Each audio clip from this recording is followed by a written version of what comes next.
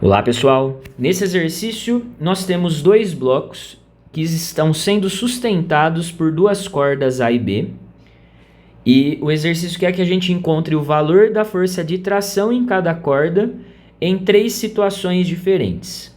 Então pessoal, primeiramente, antes da gente começar a fazer cada um dos itens, nós vamos colocar todas as forças que estão atuando nas cordas e nos dois bloquinhos.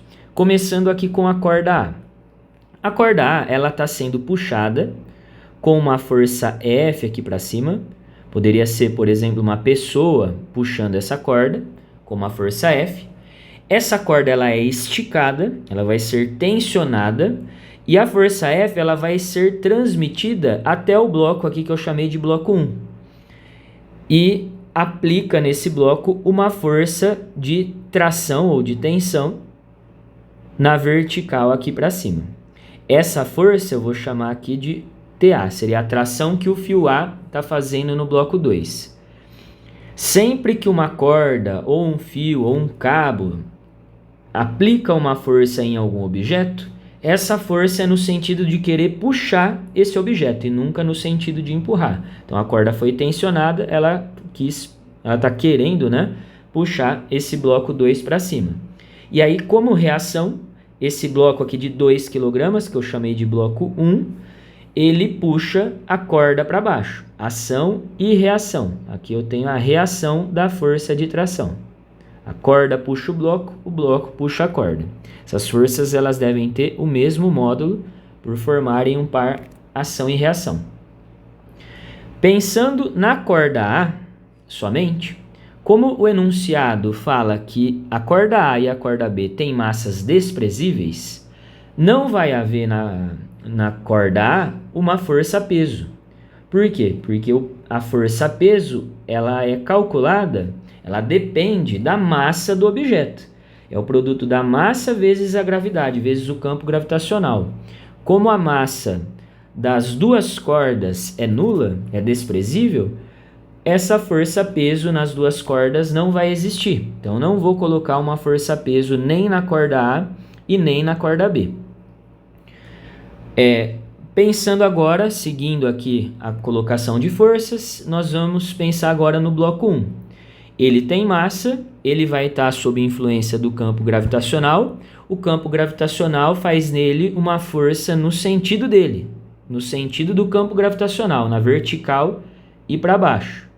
Então, nós temos aqui o peso desse bloco 1, força-peso. Esse peso nós já poderíamos definir fazendo o produto da massa do bloco 1 vezes a gravidade. A massa dele é 2 kg, a gravidade, o enunciado falou que é 10, então a força-peso 1 é de 20 newtons. Esse bloco, quando a pessoa tenta puxar esse bloco 2 para cima, esticando o fio A, o bloco 2, esse bloco de 2 kg, que é o bloco 1, ele vai tensionar a corda B, a corda de baixo, vai esticar a corda de baixo, querendo puxar a corda de baixo para cima. Então, o bloco 1 faz na corda B uma força de tração, que eu vou chamar aqui de TB, na vertical e para cima.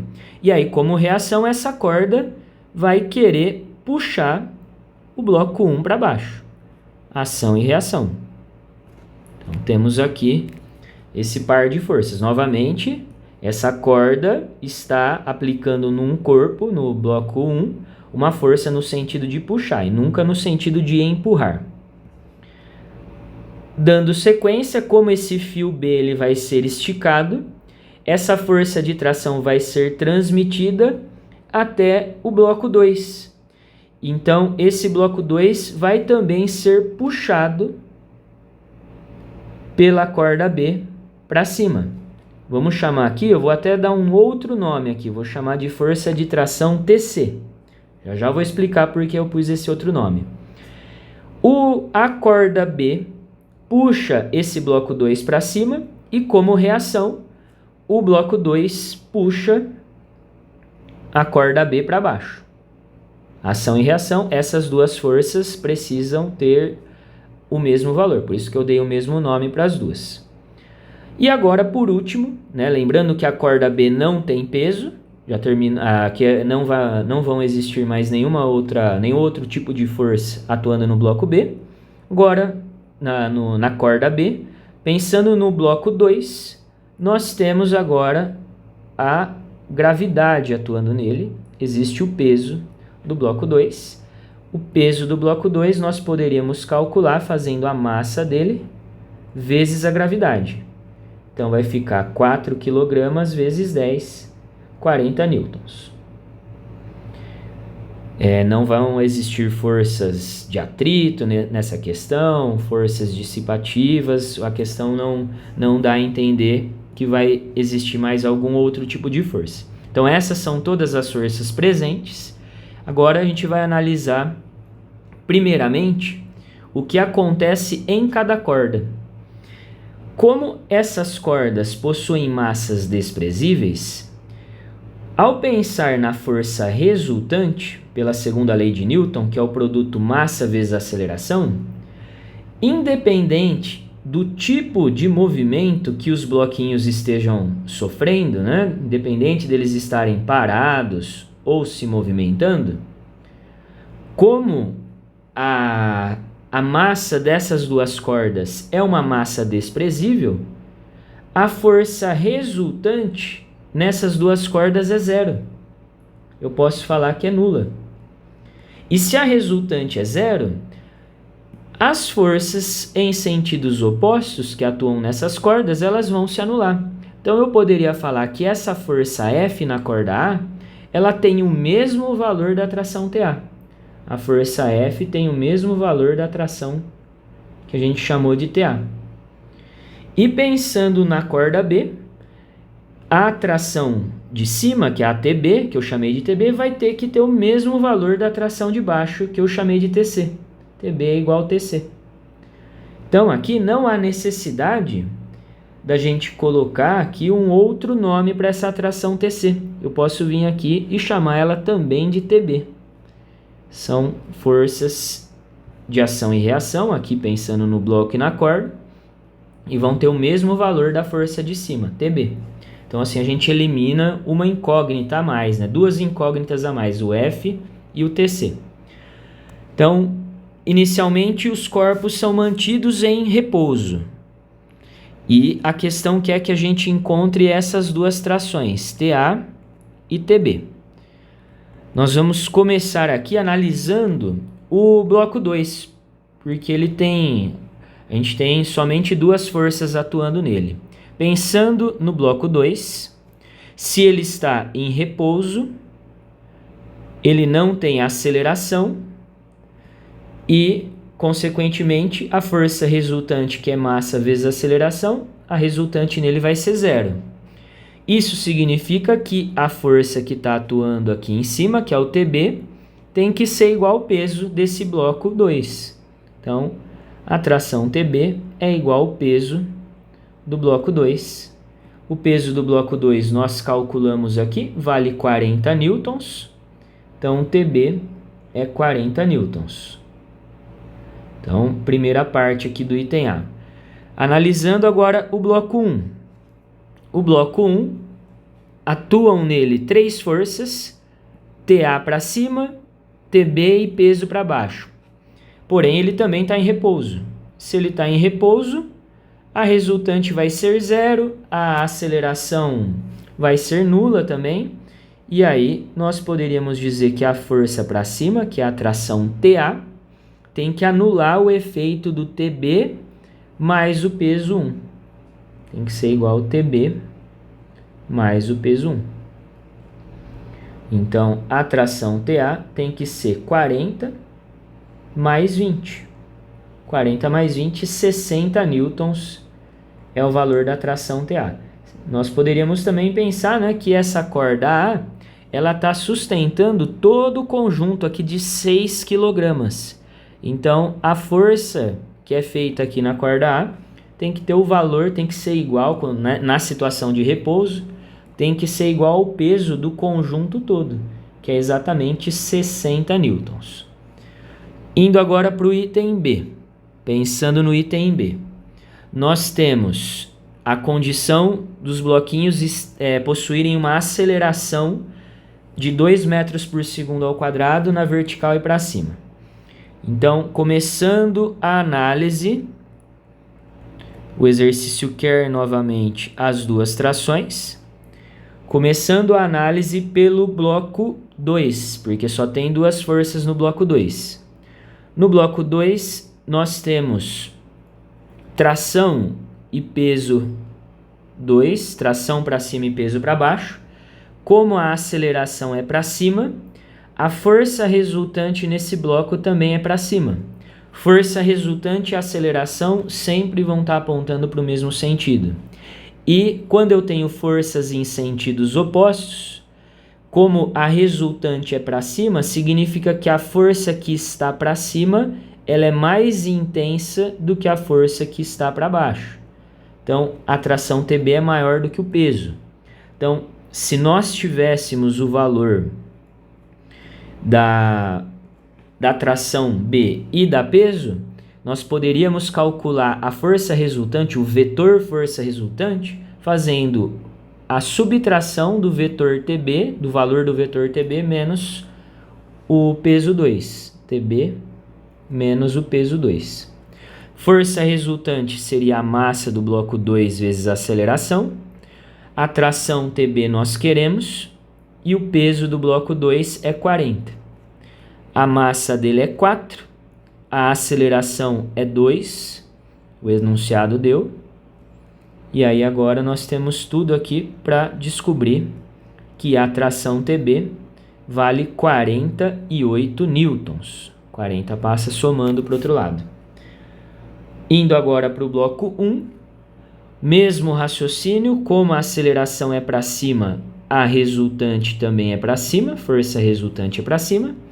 Isso significa que a tração TA ela tem que ser mais intensa do que as duas forças que estão para baixo, TB mais o peso.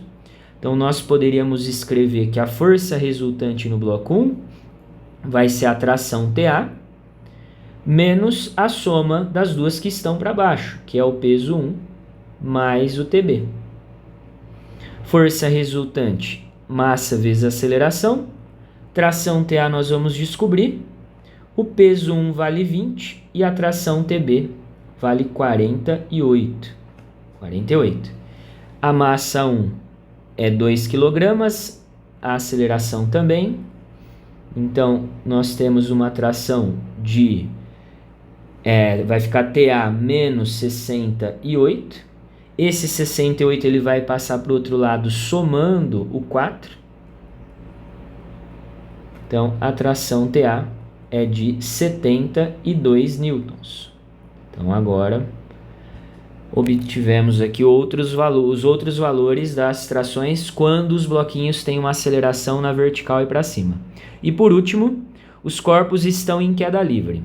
Se o exercício fala que eles estão em queda livre, significa que a aceleração desses blocos é igual ao valor, tem o mesmo módulo da força gravitacional.